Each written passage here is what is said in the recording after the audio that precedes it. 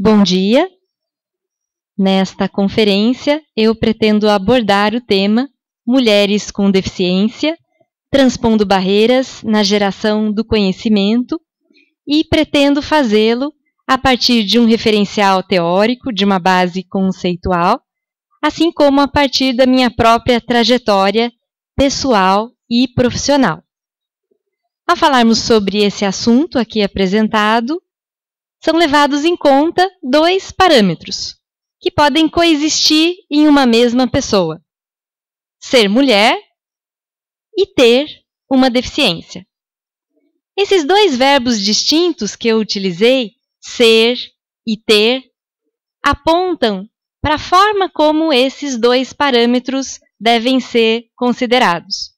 Na verdade, a deficiência não define a mulher em sua totalidade. Aliás, cada um de nós pode se fazer essa pergunta, não é? O que realmente me define? Uma mulher é definida pelo conjunto dos seus papéis sociais, pelo conjunto das suas realizações, das suas atuações, e não apenas por uma das suas características que pode vir a ser uma deficiência. Essa é a razão pela qual, em pleno século XXI, nós evitamos dizer, ou não dizemos mais, mulheres deficientes, porque elas, de fato, não são deficientes enquanto mulheres. Então, nós já podemos, digamos assim, dar adeus ou abandonar as propostas e iniciativas que equivocadamente sejam voltadas a mulheres deficientes, porque elas não existem e porque, felizmente, nós já estamos em um outro tempo. Próximo, por favor. Nós podemos pensar, então, quais são os reais impactos de uma deficiência na vida dos indivíduos que a possuem. As pessoas com deficiência, ao longo de suas vidas e no seu dia a dia, precisam transpor algumas barreiras que não são decorrentes das suas próprias limitações físicas, sensoriais, intelectuais ou motoras, mas sim barreiras que são decorrentes de ambientes que não são concebidos de uma forma universal, ou seja, ambientes que não são concebidos de modo a se garantir a equiparação de condições e oportunidades para todas as pessoas. Próximo. É interessante notarmos que a deficiência, na verdade, é muito importante para a própria evolução da humanidade, porque a presença de pessoas com deficiência em lugares variados, nos mais variados contextos, favorece a concepção, a criação de ambientes mais universais, mais plurais e, portanto, mais acolhedores. Da mesma forma, a deficiência favorece a desconstrução de alguns paradigmas que já são pré-estabelecidos. Por exemplo, se não houvesse pessoas cegas no mundo, poderia-se admitir a ideia de que seria impossível ler sem enxergar, o que não é verdade. Próximo. Eu posso falar hoje sobre esse tema com vocês a partir de uma abordagem bastante experiencial, porque eu falo aqui para vocês a partir de um lugar de quem vivencia essa condição de ser mulher e ter uma deficiência. Isso porque eu tenho deficiência visual congênita, tenho cegueira total e congênita, e posso dizer que essa deficiência me tem proporcionado ao longo da vida experiências muito significativas, muito valiosas, e aliás, eu não teria tido se eu enxergasse. A cegueira tem aberto para mim oportunidades muito ricas que certamente eu não teria se eu enxergasse. Próximo, por favor. Uma dessas oportunidades é o contato com a leitura e escrita musical em braille, que é uma experiência realmente apaixonante e fascinante. Já quando criança, eu fui alfabetizada por meio do sistema braille e eu pude criar um vínculo de muita intimidade com esse sistema de leitura e escrita, porque ele foi parte crucial da minha formação acadêmica, da minha formação escolar. O Braille foi para mim uma fonte muito importante de apropriação do próprio conhecimento. Essa é a razão pela qual eu estabeleci um vínculo de tanta intimidade e, por que não dizer, até de amor com o sistema Braille. E, paralelamente, eu pude também, por meio da formação musical que eu recebi em piano, que foi o instrumento que eu escolhi, também aprender a ler partituras por meio do sistema Braille. Então, eu tive acesso à experiência de, como eu tenho dito, tocar para tocar. Isto é, poder tocar com as mãos uma partitura para tocá-la ao instrumento.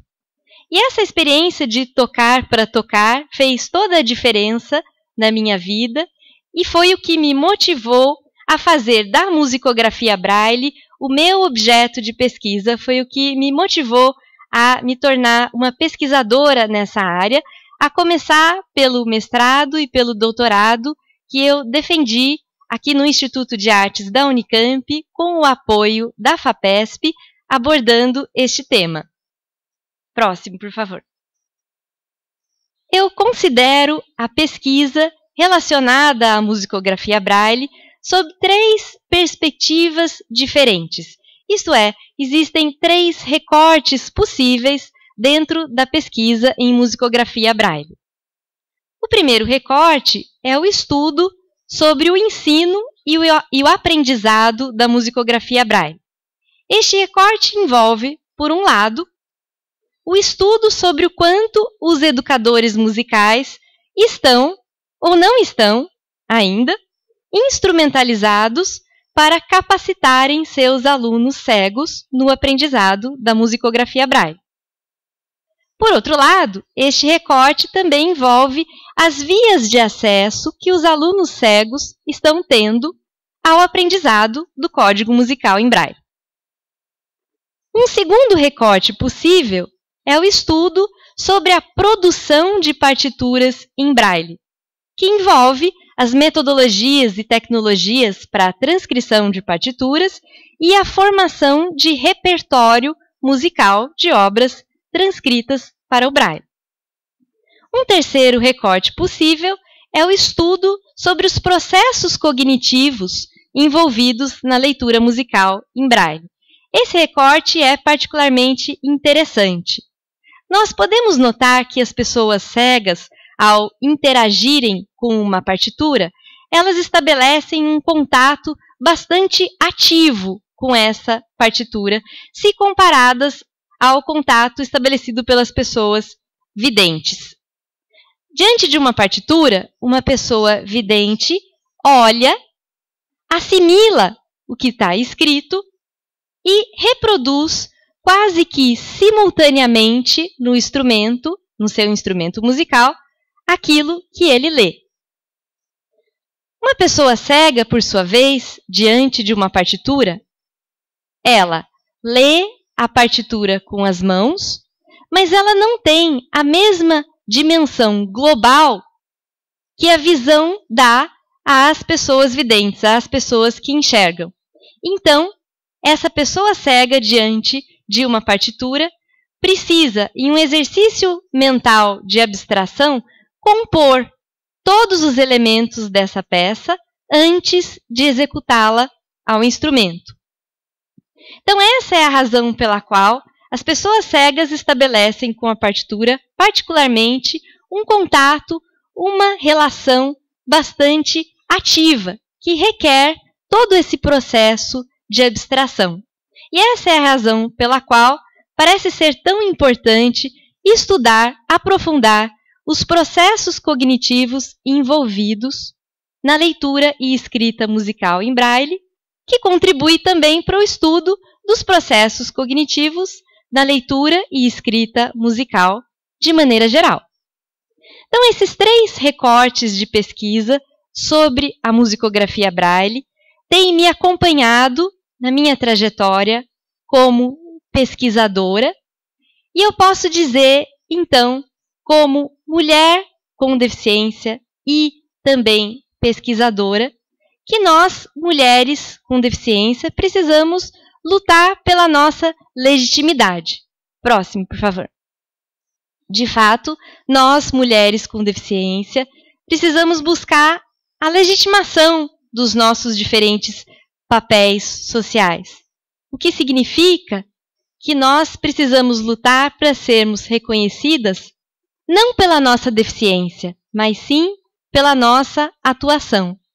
Nós precisamos buscar ser reconhecidas nos nossos diferentes papéis, como pesquisadoras, ou como professoras, ou talvez como mães, ou como educadoras.